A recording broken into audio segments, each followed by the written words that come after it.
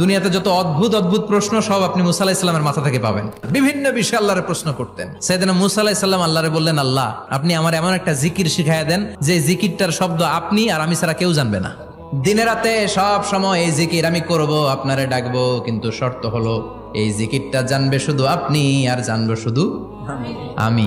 আল্লাহ বললেন, মুসা পড়ো লা ইলাহা ইল্লাল্লাহ। মুসা আলাইহিস সালাম কয়, মাবুদ এটা তো জাতীয় জিকির, সবাই জানে। আমি তো চাইছি এক্সেলেন্ট একটা জিকির, কারো কাছে নাই, শুধু আমি জানবো আর আমি পড়বো। আল্লাহ বললেন, মুসা এই লা ইলাহাকে যদি এক পাল্লায় রেখে দাও, তাম বিশ্ব, 7 আকাশ 7 জমিনটারে তুলে যদি তুমি আরেক পাল্লায় রেখে দাও, লা রাজাহাত কাফাতু লা ইলাহা ইল্লাল্লাহ, মুহূর্তের মধ্যে লা ইলাহার পাল্লা ভারী হয়ে যাবে। ও মুসা, তুমি যতই এক্সক্লুসিভ জিকির চাও, লা ইলাহার চেয়ে দামি জিকির আমার কাছে নাই।